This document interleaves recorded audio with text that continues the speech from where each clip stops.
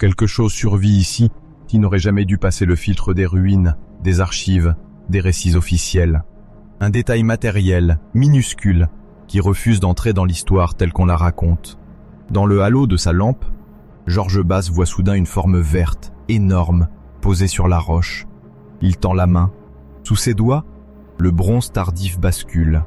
Georges Basse, archéologue américain, descend pour ce qu'il pense être une fouille classique de cargaison antique. Son métier, c'est de mettre de l'ordre dans les épaves, de classer, dater, expliquer. À 28 mètres, ses gants serrent un lingot, puis un deuxième, puis un troisième. Partout, du métal. Trop lourd, trop dense, trop organisé. Ce n'est plus un simple naufrage. C'est un piège tendu à l'archéologie terrestre. Il note le décalage. En remontant, Basse compte mentalement. Les lingots ont cette silhouette en peau de bœuf qu'il connaît par les musées, les dépôts trouvés à terre. Sauf qu'ici, ils ne sont pas quelques-uns perdus dans un sanctuaire. Ils tapissent littéralement un récif entier, à 27 mètres de fond, au large d'un cap rocheux du sud de la Turquie. Une épave du début du XIIe siècle avant notre ère, noyée dans du cuivre brut. Et au-dessus de tout ça, dans les livres, une autre histoire circule déjà, celle des mystérieux peuples de la mer, ces envahisseurs censés avoir mis à genoux les royaumes de l'époque. Rien dans ce chaos de métal ne colle avec ce récit. Un flottement s'installe. Basse retourne plonger. Ses mains tracent la grille au fond, plantent des piquets, accrochent des cordes. Carré après carré, la cargaison se révèle, comme un dossier qu'on ouvre. À la surface, le camp de base consigne chaque relevé. Le mystère se rétrécit, pense-t-il. Il va suffire d'additionner les indices. Hypothèse A, la plus simple, rassurante, il a affaire à un navire d'un grand royaume en crise, une sorte de convoi officiel, parti d'un palais mycénien, hittite ou chypriote, chargé de cuivre pour alimenter une guerre désespérée. Le tableau est confortable. Des peuples de la mer qui débarquent, des forteresses qui brûlent, et au milieu de ce tumulte, un navire d'État qui tente de maintenir la machine en marche. Les lingots en peau de bœuf s'empilent comme les barres d'un trésor royal. Les quelques céramiques fines renvoient à des élites. Le naufrage devient une victime collatérale d'un conflit plus vaste. Cette hypothèse s'écroule en une seule phrase, écrite plus tard par Basse dans son rapport. Les outils trouvés sur le site sont ceux d'artisans itinérants, pas d'un convoi de palais. Un instant, tout reste en suspens. Tout change. Hypothèse B prend forme, plus complexe, plus dérangeante pour le grand récit héroïque. Le navire ne serait pas un fleuron d'empire, mais la plateforme flottante d'un entrepreneur du bronze tardif. Les lingots de cuivre, massifs, standardisés, s'accompagnent de creusets, de scories, de chutes de bronze recoupées. Des ciseaux, des gouges, des scies témoignent d'un travail très concret. Fondre, découper, recycler. Les poids soigneusement calibrés racontent autre chose qu'une mission de guerre. Une négociation de marché en marché. Un homme qui pèse, tranche, ajuste ses prix. Le cuivre ne se dirige plus forcément vers un arsenal royal. Il peut aussi finir dans des ateliers indépendants, dans des ports secondaires, loin des grandes capitales. Dans cette version, le navire de Gélidonia appartient à un métallurgiste commerçant, un spécialiste qui navigue entre Anatolie, Chypre et Levant, approvisionnant Kippé, roi ou simple notable de province. Les peuples de la mer, dans ce cadre, deviennent presque secondaires, un bruit de fond de crise, sans lien direct prouvé avec ce bateau précis. Le naufrage serait un accident, un récif mal négocié, un courant, une erreur humaine. Les grands effondrements politiques ne disparaissent pas, mais ils cessent d'expliquer tout. Ce ne sont plus forcément des vagues de barbares qui décident du sort des cargaisons de métal. Ce sont aussi des choix individuels, des itinéraires privés, des réseaux discrets. Puis survient hypothèse C, courte, dérangeante. Et si même cette vision d'un entrepreneur libre n'était pas tout à fait vraie? Les tablettes cunéiformes parlent de contrats serrés, de dettes, de cuivre promis à tel cours, de sanctions si les livraisons tardent. Le métallurgiste de Gélidonia pourrait ne pas être un acteur indépendant, mais l'agent sous pression d'un système qu'il ne contrôle pas. Le commerce, plus qu'un espace de liberté, serait une toile d'obligation où artisans, rois et prétendus envahisseurs s'entremêlent. Et l'épave, loin de clarifier la crise du bronze, en serait le nœud le plus opaque. Un nœud qui serre. Jour après jour, Bass heurte le même obstacle. Au fond, le métal parle. À la surface, les récits résistent. Sur la côte, le camp est spartiate. Les tentes, une table croulant sous les carnets détrempés, une ligne de cordes où sèchent des combinaisons. À quelques centaines de mètres, la mer, plate, ne montre rien.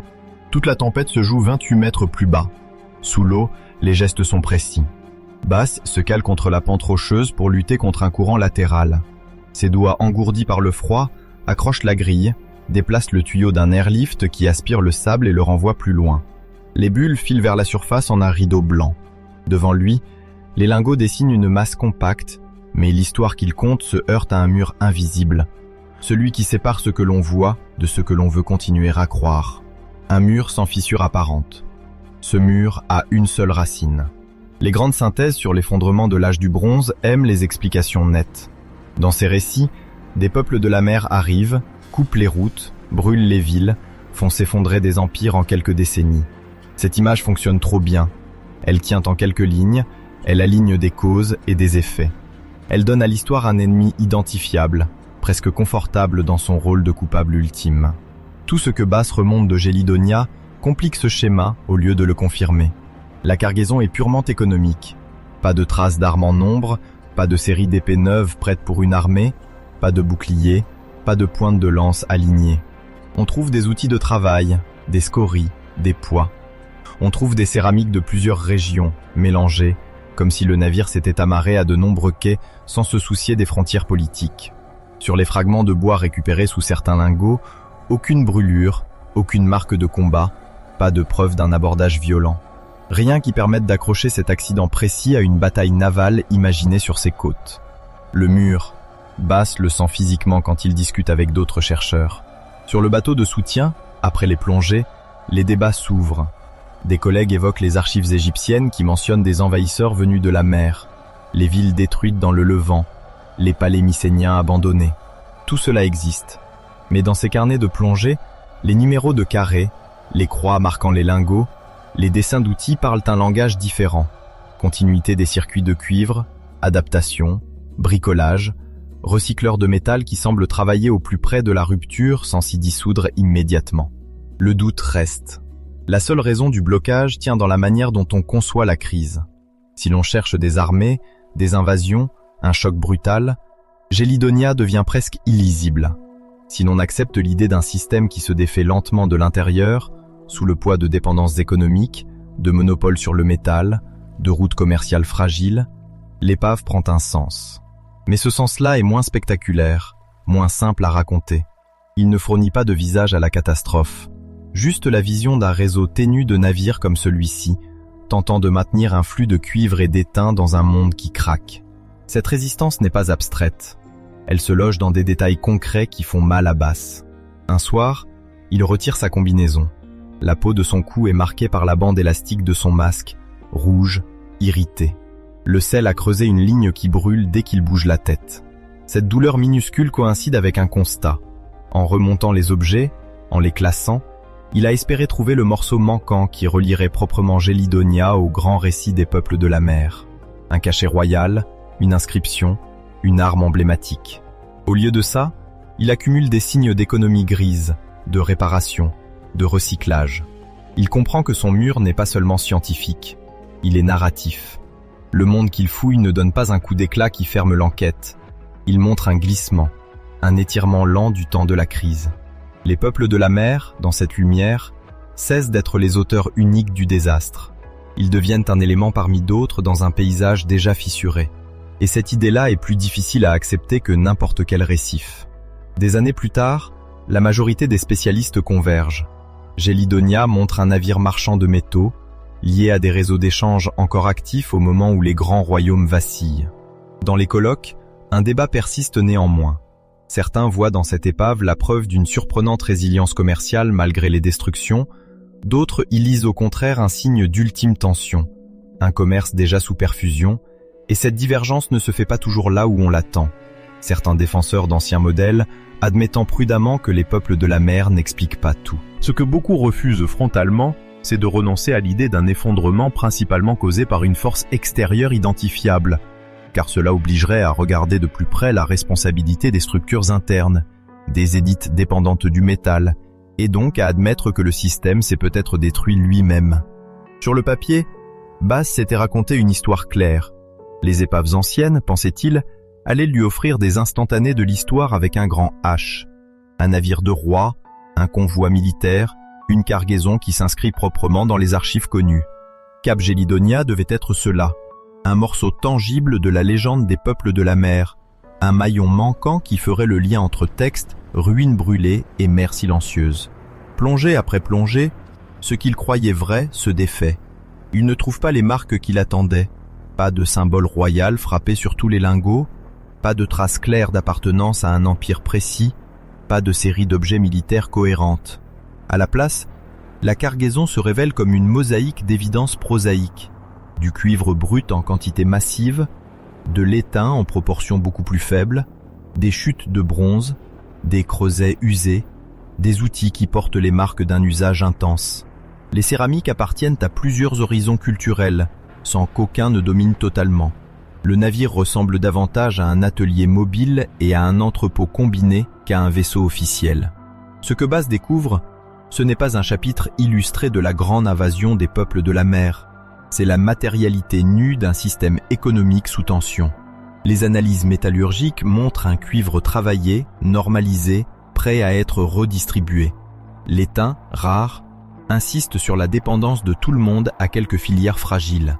Le rapport entre cuivre et étain, légèrement décalé par rapport aux proportions idéales pour fabriquer du bronze, suggère des arbitrages, des pénuries, des contraintes. Pas une machine de guerre organisée, mais un compromis permanent. La surprise la plus sombre vient là. La crise de l'âge du bronze n'apparaît plus comme un orage tombé du large.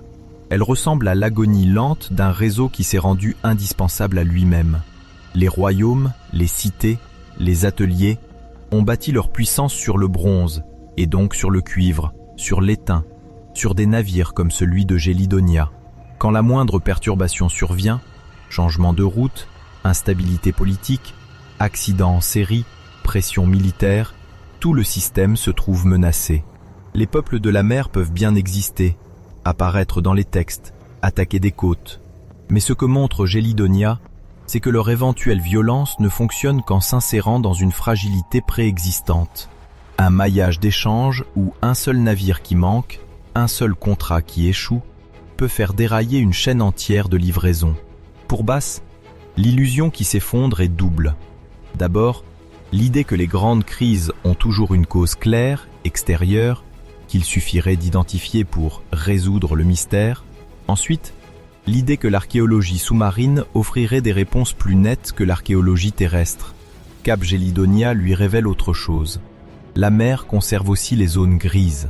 L'épave devient un cas d'étude central pour comprendre le commerce des métaux à la fin de l'âge du bronze, mais aussi un rappel brutal que les peuples de la mer ne sont pas une clé universelle. Le navire n'est pas un navire pirate, ni un navire de réfugiés identifiables, ni une flotte d'invasion miniature. C'est, au mieux, le bateau d'hommes qui navigue sur le fil, artisan contraint, commerçant tenu par des accords écrits ailleurs, rouage d'un système dont il ne voit pas l'ensemble. Ce qu'il découvre à la place de son récit attendu, c'est un monde plus sombre et plus limité. Les grandes puissances y dépendent de cargaisons qu'elles ne contrôlent pas totalement. Les artisans y travaillent dans un entre-deux, ni tout à fait libres, ni vraiment protégés.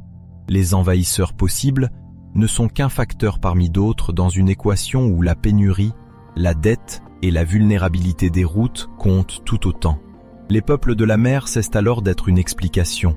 Ils deviennent une question parmi d'autres, posée à un paysage déjà fissuré. À la fin de la monographie, Bass ne peut pas écrire « L'archéologie marine a résolu le mystère des peuples de la mer », au sens où le voudrait le grand public. Ce qu'elle a fait, par Gélidonia, est plus déstabilisant. Elle a retiré à cette énigme son statut d'ennemi unique et rassurant pour montrer l'ampleur d'un système qui chancelle de l'intérieur. Reste une seule question qui cogne. Si une simple épave de marchand de cuivre suffit à fissurer le mythe des grands envahisseurs, qu'est-ce qu'on refuse encore obstinément de voir aujourd'hui dans nos propres récits de crise? Au fond, les lingots reposent toujours, certains accolés à la roche, couverts d'une peau de concrétion blanchâtre. Entre deux masses vert de gris, un petit poisson passe, disparaît dans une cavité sombre.